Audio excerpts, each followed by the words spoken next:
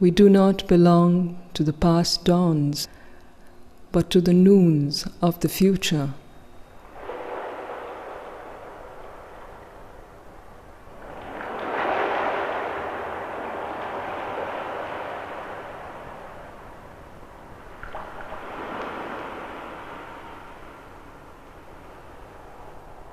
India will certainly keep her essential spirit, will keep her characteristic soul, but there is likely to be a great change in the body.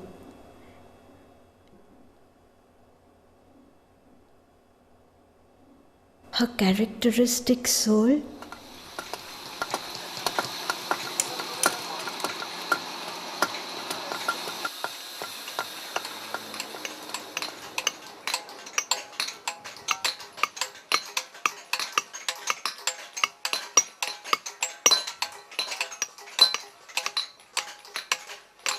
आख्याहि मे को भवान् उग्ररूपो नमोऽस्तु ते देववर प्रसीद विज्ञातुमिच्छामि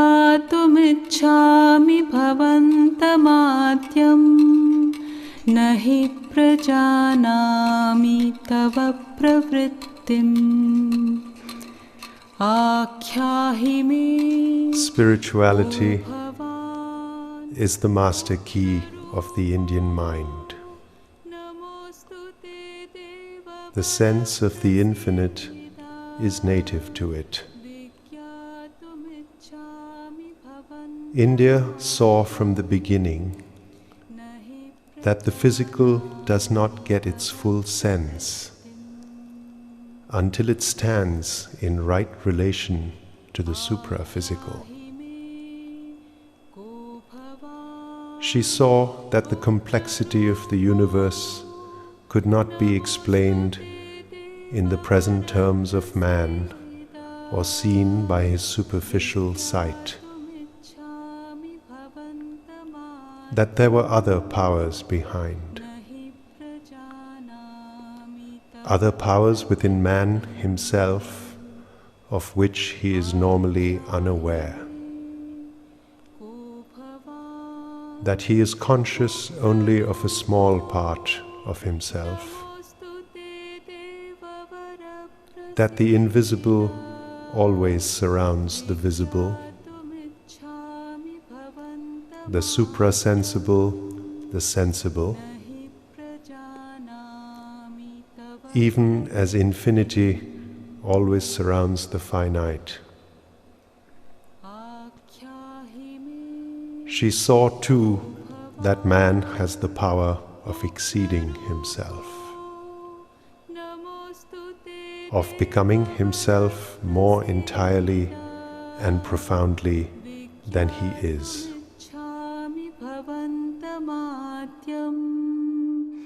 न हि प्रजानामि तव प्रवृत्तिम्. त्वमक्षरं परमं वेदितव्यं त्वमस्य विश्वस्य परं निधानं त्वमव्ययः शाश्वतधर्मगोप्ता सनातनस्त्वं पुरुषो मतो मे. त्वमक्षरं परमम्. She saw the myriad gods beyond man, God beyond the gods, and beyond God, His own ineffable eternity. She saw that there were ranges of life beyond our life, ranges of mind beyond our present mind, and above these, she saw the splendors of the Spirit. शाश्वतधर्मगोप्ता Then, with that calm audacity of her intuition, which knew no fear or littleness, and shrank from no act, whether of spiritual or intellectual, ethical or vital courage, she declared that there was none of these things which man could not attain if he trained his will and knowledge.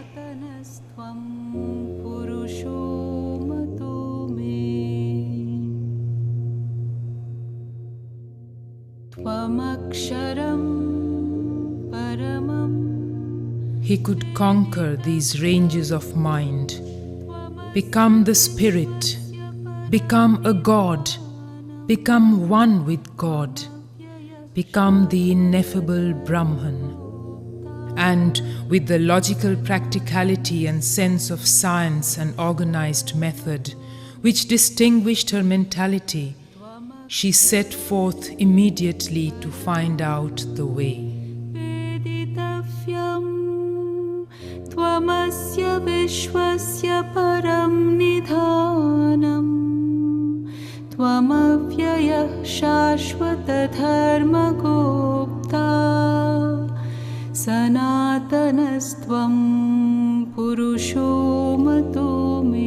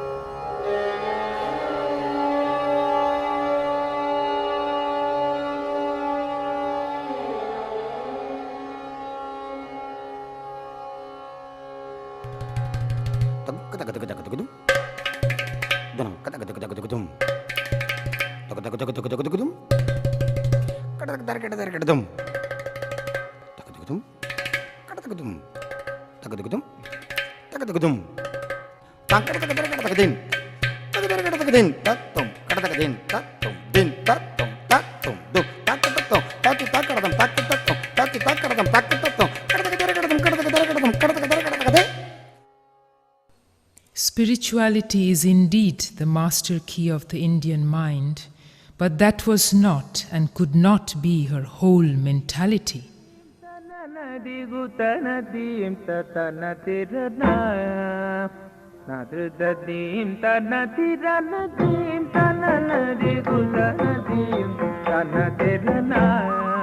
When we look at the past of India, what strikes us next is her stupendous vitality, her inexhaustible power of life and joy of life, her almost unimaginably prolific creativeness.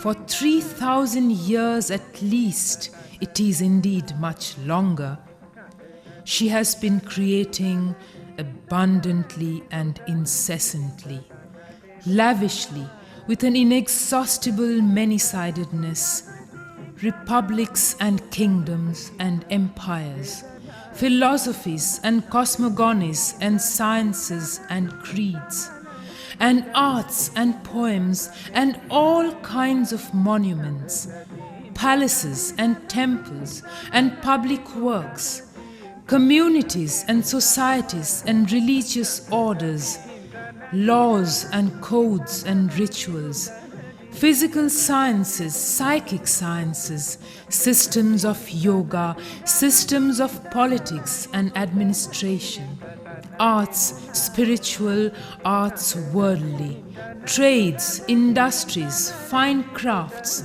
The list is endless. and in each item there is almost a plethora of activity. She creates and is not satisfied and is not tired. She will not have an end of it, seems hardly to need a space for rest, a time for inertia and lying fallow.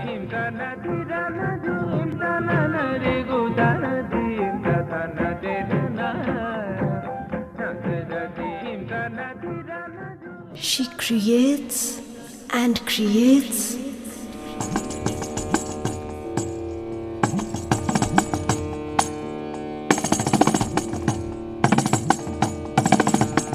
European critics complain that in her ancient architecture, sculpture and art, there is no reticence, no holding back of riches, no blank spaces, that she labors to fill every rift with awe, occupy every inch with plenty.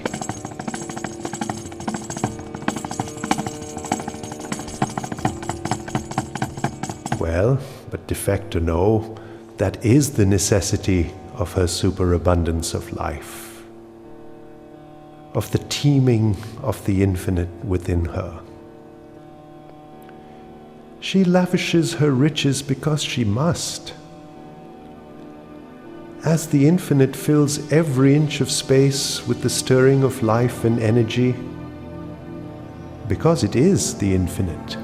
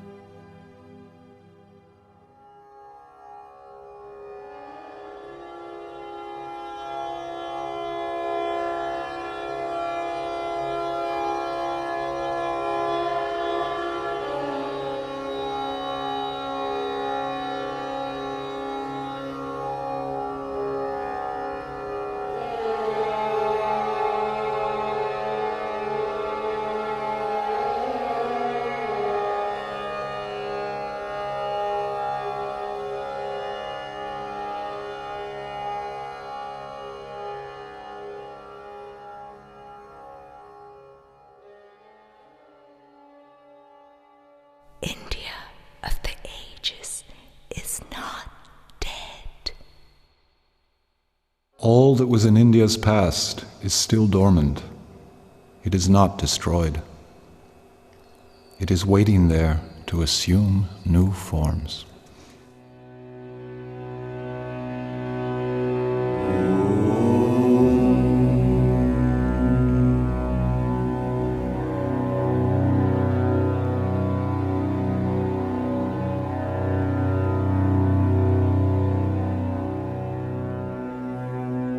The third power of the ancient Indian spirit was a strong intellectuality, at once austere and rich, robust and minute, powerful and delicate, massive in principle and curious in detail. Its chief impulse was that of order and arrangement, but an order founded upon a seeking for the inner law and truth of things, and having in view always the possibility of conscientious practice. India has been preeminently the land of the Dharma and the Shastra. She searched for the inner truth and law of each human or cosmic activity, its dharma. That found, She labored to cast into elaborate form and detailed law of arrangement its application in fact and rule of life.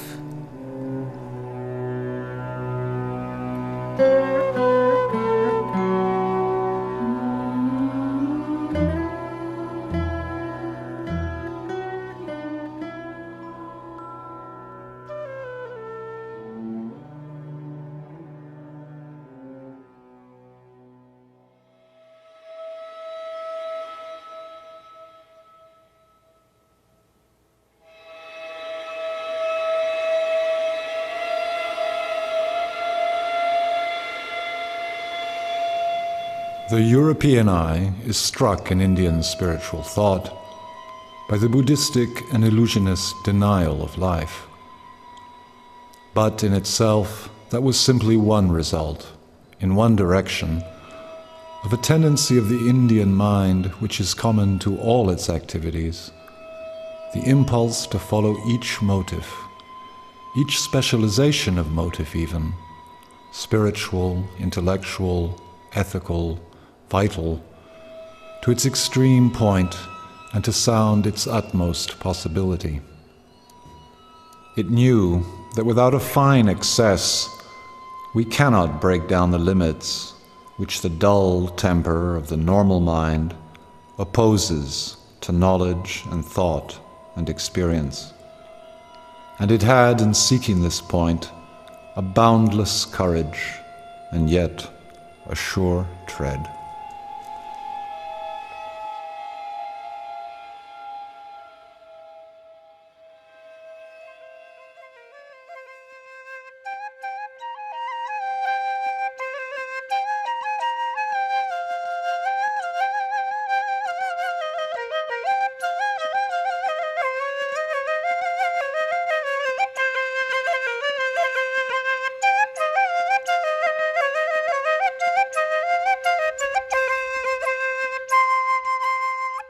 Yet it is notable that this pursuit of the most opposite extremes never resulted in disorder.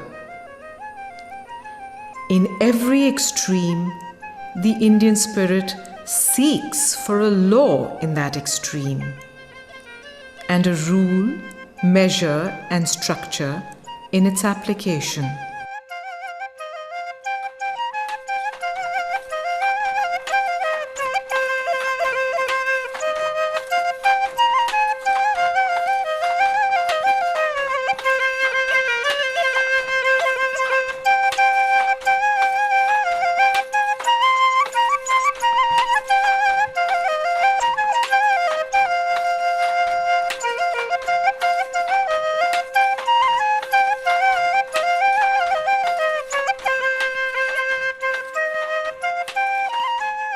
Besides, this sounding of extremes is balanced by a still more ingrained characteristic, the synthetical tendency, so that having pushed each motive to its farthest possibility, the Indian mind returns always towards some fusion of the knowledge it has gained, and to a resulting harmony and balance in action and institution.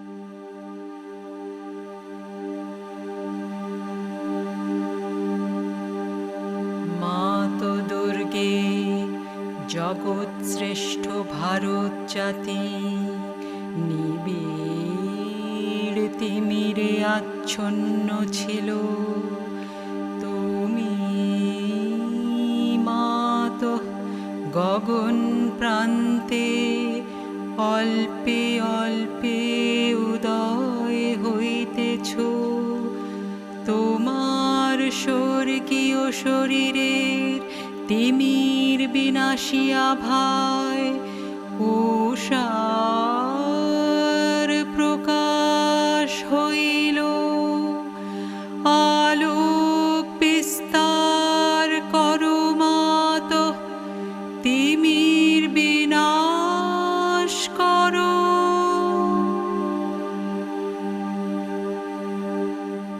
Mother Durga, rider on the lion, trident in hand, thy body of beauty armor clad, Mother, giver of victory, India awaits thee, eager to see the gracious form of thine. Listen, O Mother, descend upon earth, make thyself manifest in this land of India. O Mother, India awaits thee. Mato Durge Singho Bahini Trishulo Dharini Varmo Aprito Sundaro Shorire Mato Ho Jayodayini Jayodayini Jayodayini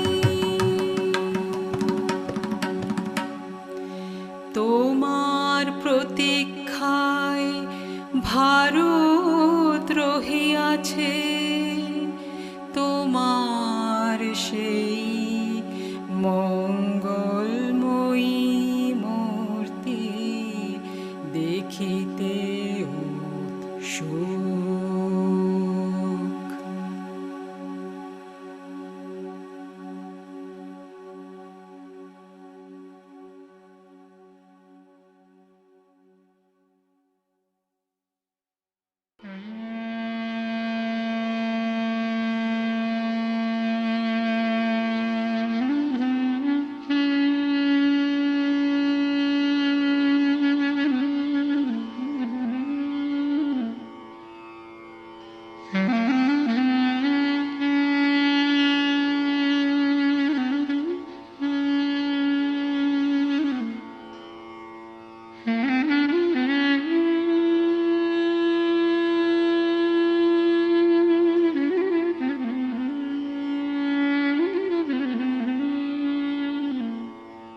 The mass of Indian action is still at the moment proceeding under the impress of the European motive and method. And because there is a spirit within us to which they are foreign, the action is poor in will, feeble in form, and ineffective in results. For it does not come from the roots of our being. Only in a few directions is there some clear light of self-knowledge. It is when a greater light prevails and becomes general that we shall be able to speak, not only in prospect but in fact, of the Renaissance of India.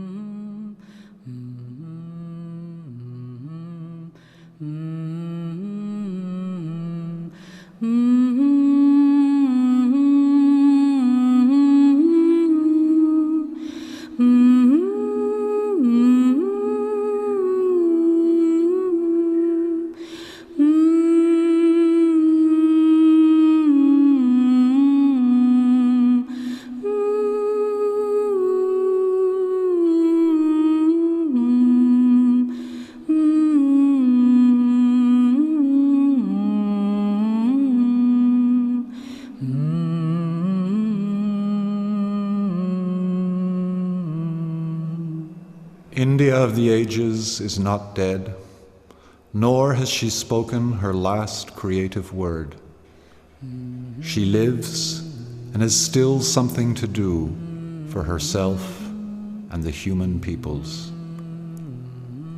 And that which must seek now to awake is not an anglicized Oriental people, docile pupil of the West, and doomed to repeat the cycle of the Occident's success and failure.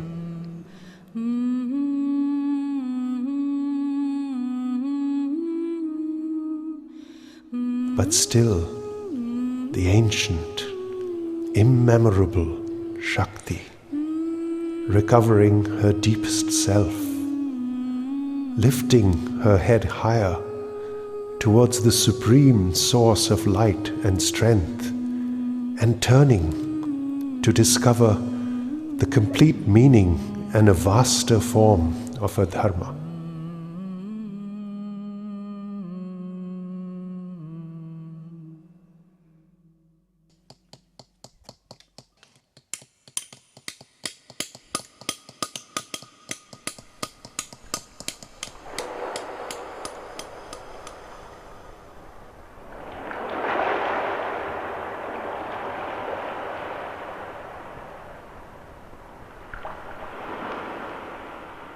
We do not belong to the past dawns, but to the noons of the future.